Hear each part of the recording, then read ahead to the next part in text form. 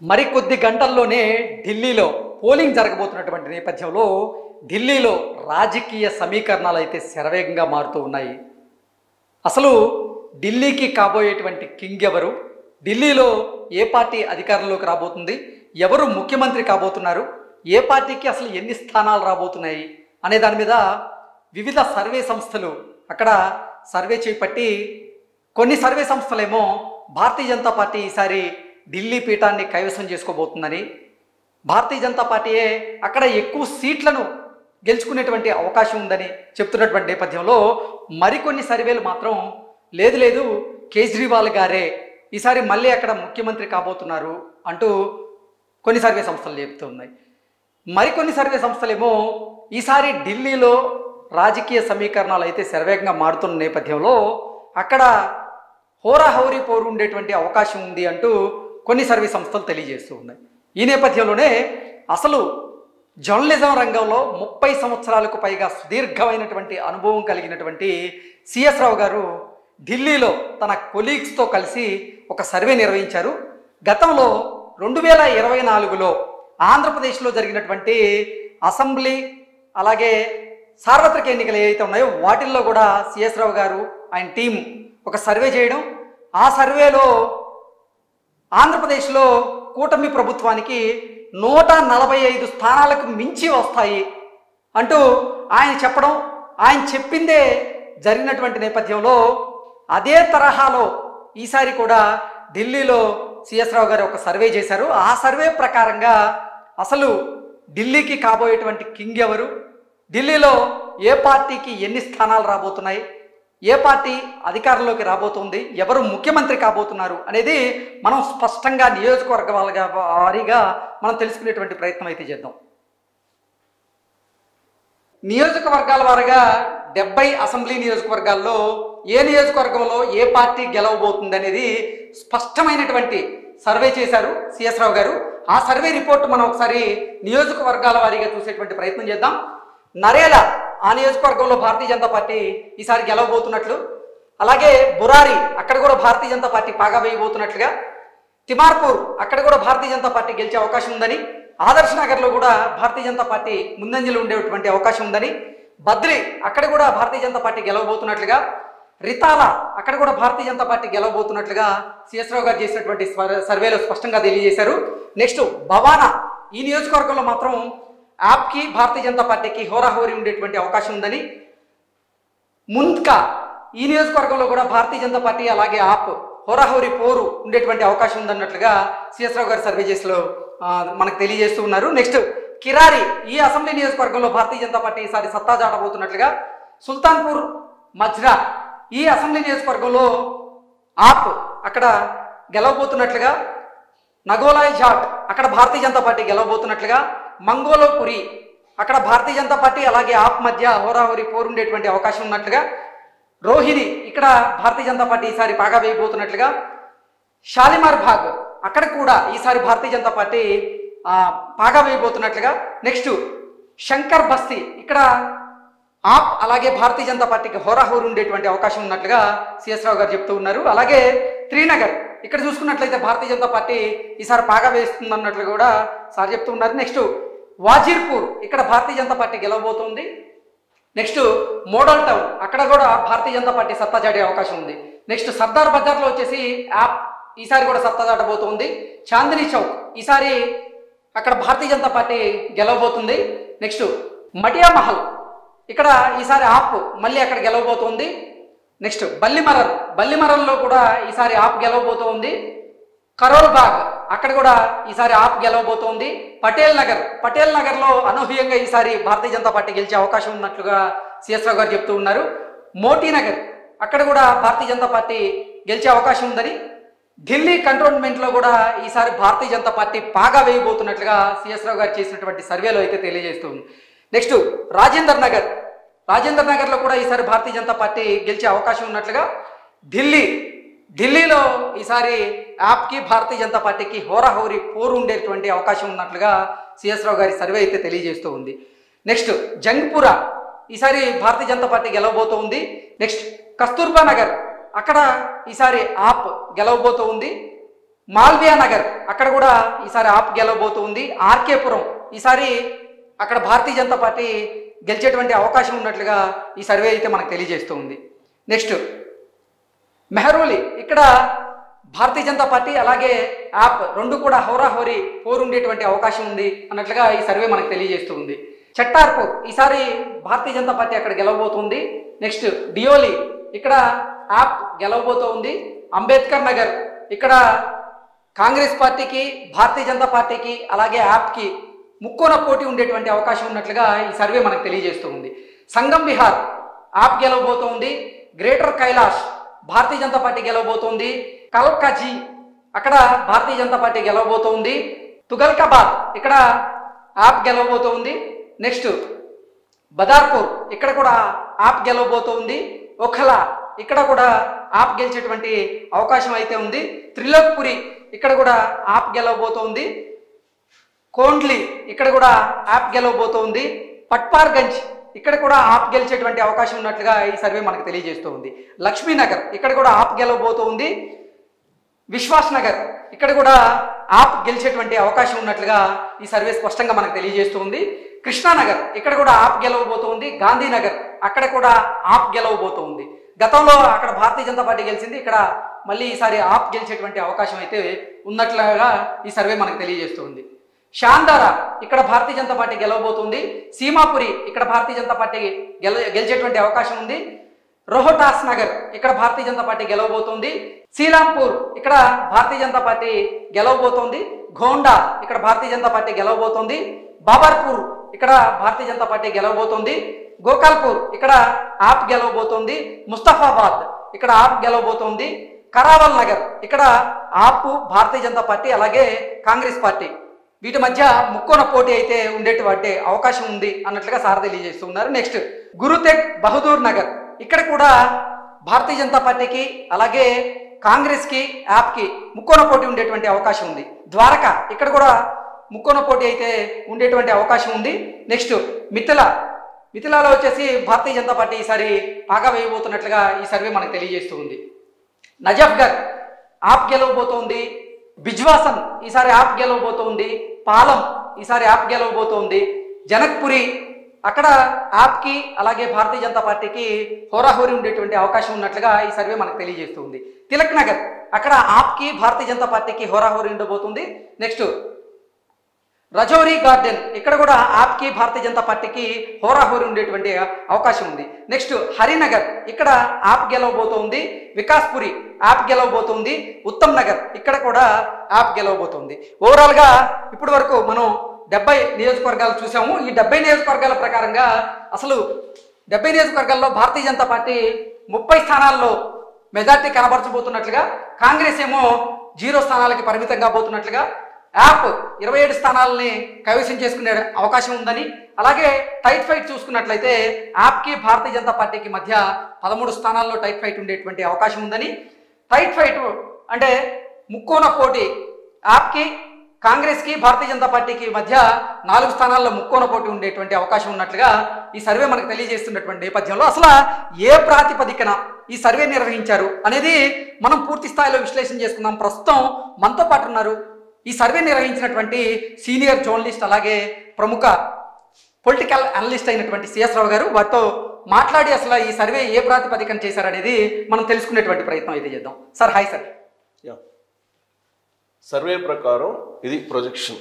Okay, ఏంటి sir అసలు ఏ ప్రాతిపదికన ఈ సర్వే నిర్వహించారు? ఈ సర్వే ప్రకారంగా భారతీయ జనతా పార్టీ అక్కడ అధికారాన్ని కైవసం చేసుకోబోతున్నట్లుగా మనం భావించవచ్చా అంటే ఏం చెప్తారు? ఇప్పుడు ఢిల్లీ రిజల్ట్ ఎలా ఉంటాయి అనేది కొంత దేశవ్యాప్తంగా కూడా అందరూ వెయిట్ చేస్తున్నారు. ఢిల్లీ అసెంబ్లీ అయినప్పటికీ కూడా అది దేశ రాజధాని కాబట్టి అందరూ వెయిట్ చేస్తున్నారు.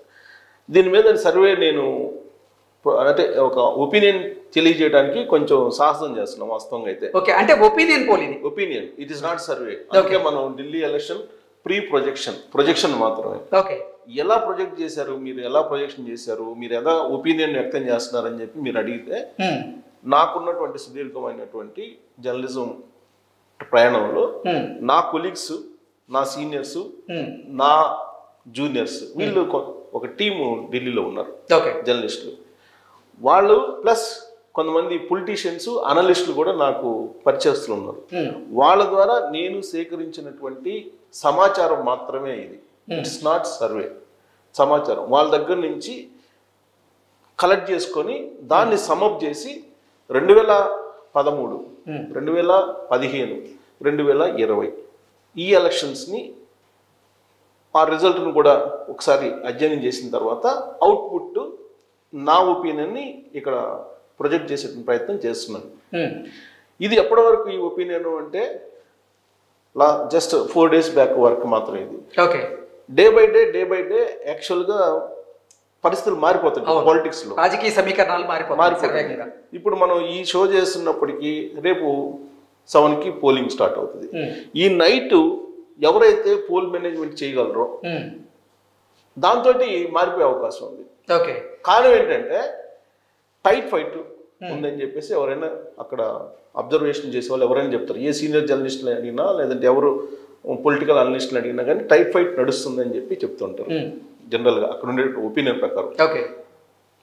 ఓవరాల్గా చూసుకుంటే మనం 30-27 అంటే ఎంత తేడా ఉంది? 3 సీట్లు జస్ట్ అంతే. 3 to 4 తేడా అంతే. మ్యాజిక్ ఫిగర్ 36 ఎవరు వస్తే వాళ్ళు విన్ అవుతారు. సో నేరో గ్యాప్ తోటి నడుస్తుంది ఇక్కడ. దానికి ప్రధానమైనటువంటి కారణం ఏంటంటే గత ఎలక్షన్స్లో 2020లో జరిగిన అసెంబ్లీ ఎలక్షన్లో కానీ, 2015లో జరిగిన అసెంబ్లీ ఎలక్షన్లో కానీ, 2013లో జరిగిన అసెంబ్లీ ఎలక్షన్లో కానీ మనం అబ్జర్వ్ చేస్తే కనుక మేజర్గా 2020లో ఎక్కువ సీట్స్ గెయిన్ అయింది ఆపు. దానికి కారణం ఏంటంటే 60% మహిళా ఓట్లని ఆపు అట్రాక్ట్ చేసింది. ఓకే. ఫ్రీ బీస్ తోటి అట్రాక్ట్ చేసింది. ఈసారి మహిళల్లో స్ప్లిట్ వచ్చిందని చెప్పి అంటున్నారు. ఓకే. దానికి కారణం ఏంటంటే ఆపుకి మించినటువంటి బెనిఫిట్స్ని బీజేపీ వాళ్ళు అనౌన్స్ చేశారు. నరేంద్ర మోడీ గారు నిన్న ఏం చెప్పారు? ప్రచారం ముగుస్తుంది మరి కొన్ని గంటల్లో అనగానే మహిళా దినోత్సవం దగ్గర నుంచి ప్రతి మహిళకి నెలకి 2,500 రూపాయలు నేను ఇస్తానని చెప్పారు, అనౌన్స్ చేశారు. ఓకే. సో ఇలాంటివి మీకు ఇప్పుడు ఎగ్జిస్టింగ్ ఉచిత పథకాలు ఏవైతే ఉన్నాయో వాటిని అమలు చేస్తూనే కొత్త వాటిని నేను అమలు చేస్తానని చెప్తుంది బీజేపీ. మరి బీజేపీని నమ్మే అవకాశం ఉంది. కారణం ఏంది? సెంట్రల్లో బీజేపీ ఉంది. డబుల్ ఇంజిన్ సర్కార్ మీరు తీసుకొస్తే నేను అభివృద్ధి చేసి చూపిస్తాను అంటున్నాడు. ఇప్పుడు ఆల్రెడీ 10 సంవత్సరాల నుంచి కేజ్రీవాల్ ఉన్నాడు ముఖ్యమంత్రిగా. చేయాల్సింది ఏందో చేశారు. ప్లస్ ఇప్పుడు మేజర్గా ఫోకస్ చేసిందండి బీజేపీ. ఈయన పేద సీఎం అన్నాడు. నేను సీఎంగా ఉన్నప్పుడు అయినప్పటికీ కూడా నేను నా సొంత కారు వాడుకుంటాను, నా సొంత ఇల్లు వాడుకుంటానని చెప్పాడు. అలాంటి కేజ్రీవాల్ ఇప్పుడు సిస్మహాల్ని కట్టుకున్నాడు, అద్దాల మేడని కట్టించుకున్నాడు. మరి ఈ కేజ్రీవాల్ చెప్పింది ఏంటి అని చెప్పి చేసింది ఏంటి అని చెప్పి ప్రొజెక్ట్ చేస్తున్నారు మేజర్గా. తర్వాత ఢిల్లీ లిక్కర్ స్కామ్, ఈ ఢిల్లీ లిక్కర్ స్కామ్ ని బాగా ప్రొజెక్ట్ చేస్తున్నారు. ఇది వాయు కాలుష్యాన్ని నిర్మూలించడంలో కూడా కేజ్రీవాల్ విఫలమయ్యారు. కానీ ఇప్పుడు గనక భారతీయ జనతా పార్టీ అధికారంలో గనక వస్తే వాయు కాలుష్యాన్ని నిర్మూలిస్తామంటూ కూడా వాళ్ళు మాట ఇచ్చిన నేపథ్యంలో అది కూడా ప్రభావం చూపించేటువంటి అవకాశం ఉందంటారు? డెఫినెట్గా ఉంటుంది. ఎందుకంటే సబర్మతి తర్వాత గంగా ప్రక్షాళన జరుగుతుంది. గంగా ప్రక్షాళన జరుగుతున్నటువంటి క్రమంలో నీకు బీజేపీ వాళ్ళు ఏదైతే నినాదం చేస్తున్నారో యమునాని మేము శుద్ధి నీరు ఇస్తామని చెప్పి డెఫినెట్గా నమ్ముతారు, నమ్మే అవకాశం ఉంది. ఎందుకంటే ఆల్రెడీ గంగా కనిపిస్తుంది కదా. సో నరేంద్ర మోడీ గారు లేదా బీజేపీ నమ్మడానికి అవకాశం ఉంది. ఇప్పుడు ఏంటి, యమునా నీరు ఒకసారి తాగు నువ్వు అని చెప్పి రాహుల్ గాంధీ కూడా అంటున్నాడు. ఎవరిని? కేజ్రీవాల్. యమునా నీరు మంచినీళ్ళు ఇస్తున్నారు కదా ఢిల్లీకి, అవి ఒకసారి నువ్వు తాగి చూడు తెలుస్తుంది అని అంటున్నాడు. సో ఇవన్నీ కూడా పొలిటికల్ గా బాగా ఎఫెక్ట్ పడే అవకాశం ఉంది కేజ్రీవాల్ మీద. అయితే కేజ్రీవాల్ తాజాగా ఇచ్చినటువంటి స్టేట్మెంట్ ఏంటి? కొన్ని గంటల క్రితమే ఏమిచ్చాడు? ఎన్నికల కమిషన్ మ్యానిపులేట్ చేస్తుంది, 10% ఓట్ బ్యాంక్ ని మ్యానిపులేట్ చేసే అవకాశం ఉంది బీజేపీ అని చెప్పి ఆయన అంటున్నాడు. అందుకే మీరు ఒకవేళ ఆప్ని గెలిపించాలనుకుంటే కనుక మీరు 70% ఓట్ బ్యాంకు ఆప్కే వేస్తేనే అప్పుడు గెలుస్తుంది ఆపు, లేదంటే గెలవదు. కాబట్టి మీరందరూ బయటకు వచ్చి ఓట్లు వేయండి అని చెప్పి ఆయన పిలుపునిస్తున్నారు. అంటే 10% ఓట్ని బీజేపీ వాళ్ళు ట్యాంపరింగ్ చేయబోతున్నారు ఈవీఎంలో అనేది ఆయన చేసినటువంటి ఆరోపణ. అది కూడా డైరెక్ట్ ఎలక్షన్ కమిషన్ మీద చేశాడు. అది కనుక జరిగితే ఆయన అన్నట్టు నిజంగా అలాంటి సిచ్యువేషన్ కనుక ఉంటే వన్ సైడ్ ఉంటుంది, ఎలక్షన్ వన్ సైడ్ ఉంటుంది, ఆంధ్రప్రదేశ్ లో ఉన్నట్టు ఉంటుంది, ఉండే అవకాశం. అసలు ఢిల్లీ ప్రజల అభిప్రాయం ఏ రకంగా ఉంది, వాళ్ళ నిర్ణయం ఏంటి అంటే ఏం చెప్తారు సార్? ఇప్పుడు వాళ్ళ అబ్జర్వేషన్ ప్రకారం ఏంటంటే సుదీర్ఘమైనటువంటి 10 సంవత్సరాలు పరిపాలన చూశారు కేజ్రీవాల్ది. వాళ్ళ మినిస్టర్స్ కానీ ఆయన కానీ జైలుకి వెళ్ళటం, అవినీతి, భారీ అవినీతి.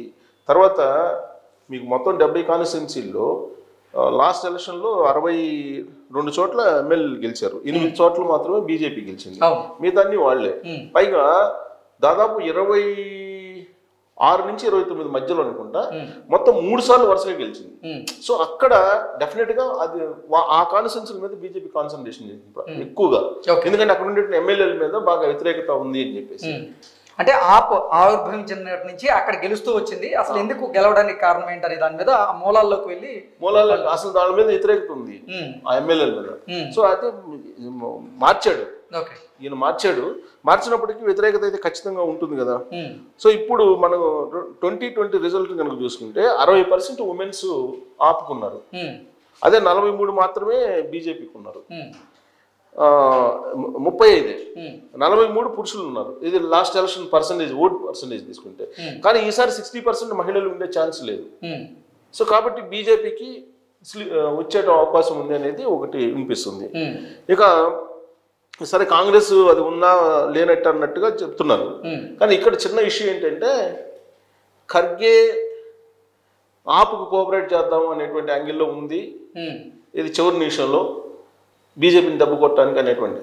కానీ రాహుల్ గాంధీ ఆలోచన ఏంటి, అసలు కేజ్రీవాల్ ఆపు వల్లనే కొన్ని రాష్ట్రాలు కాంగ్రెస్ పార్టీ తుడిచిపెట్టుకుపోతుంది. పంజాబ్ తుడిచిపెట్టిపోయింది. ఒక పంజాబ్ అనేది అడ్డ Congress party.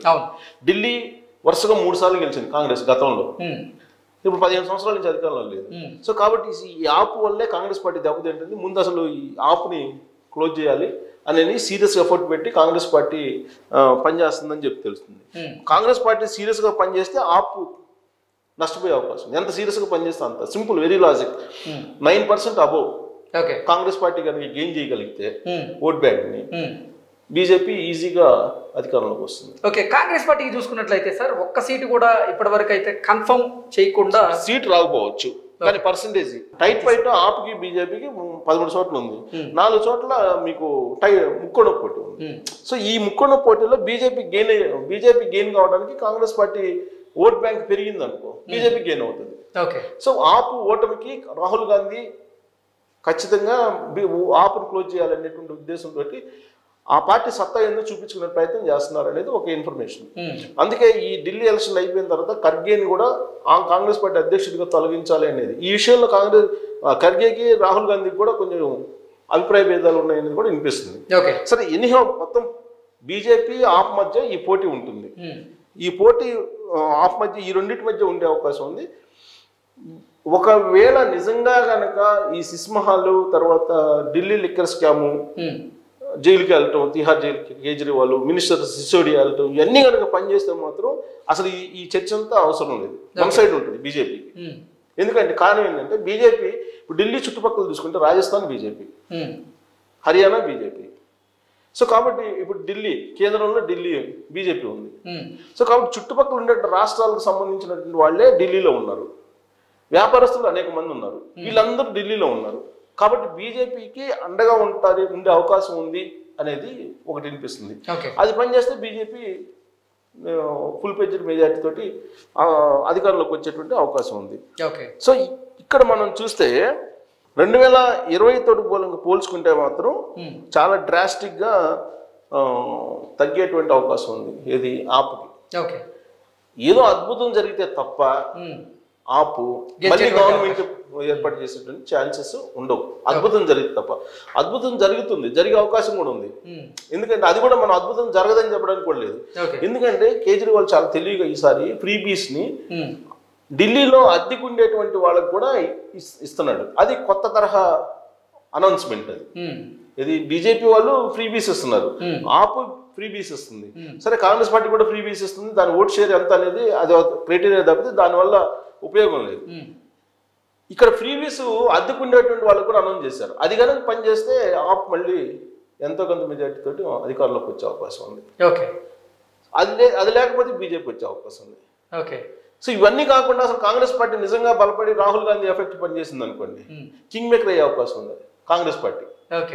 Simple, very simple. 8 నుంచి 10 స్థానాలు కనుక సంపాదించుకోగలిగితే కాంగ్రెస్ పార్టీ కింగ్ మేకర్ అయ్యే అవకాశం ఉంది 2013 లాగా. 2013లో అదే జరిగింది కదా, ఇమీడియట్గా కేజ్రీవాల్ దిగిపోయాడు, అది వేరే విషయం.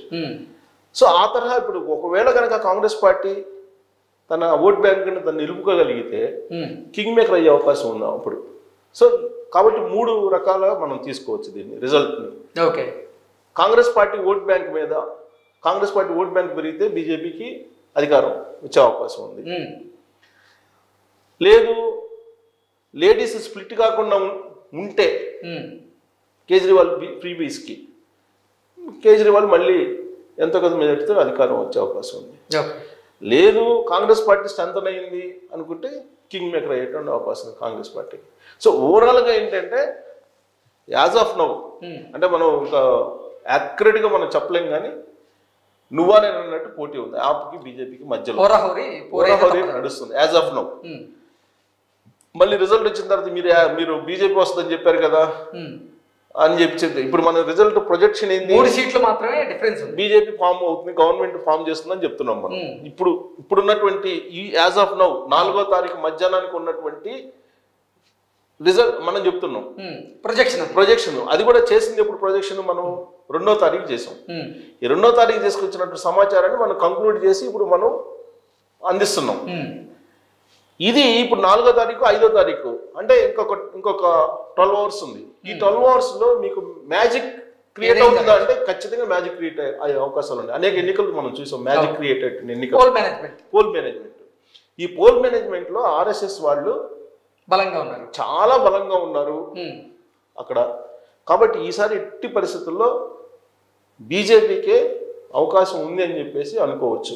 ఏదో ఇక అద్భుతంగా ఏదో మిరాకిల్ జరిగితే తప్ప అని చెప్పి మనం అనుకోవచ్చు. ఒకవేళ ఆప్ వచ్చినా కానీ నేరో మెజారిటీ తోటి వచ్చే అవకాశం ఉందంటే క్లీన్ స్వీప్ ఇంతకు ముందులాగా చేసేటువంటి సిచ్యువేషన్ 2020 అయితే రిపీట్ కాదు, 2015 కూడా రిపీట్ కాదు, అంతవరకు చెప్పొచ్చు మనం. ఓకే, సిఎస్ రావు గారి సర్వే ప్రకారంగా చూసుకున్నట్లయితే ఇప్పటికీ అంటే ఈ టైంకి అయితే అక్కడ హోరీ పరిస్థితి అయితే ఉంది, కానీ ఎక్కువ పర్సెంట్ అక్కడ అధికారాన్ని కైవసం చేసుకునేలాగా మాత్రం భారతీయ జనతా పార్టీ పోల్ మేనేజ్మెంట్ అయితే చేస్తూ ఉంది. కొంచెం యాప్ అయితే వెనకబడేటువంటి అవకాశం ఉంది అంటూ సార్ చేసినటువంటి ప్రొజెక్షన్ ద్వారా మనకు తెలియజేస్తున్నారు. Thank you so much sir.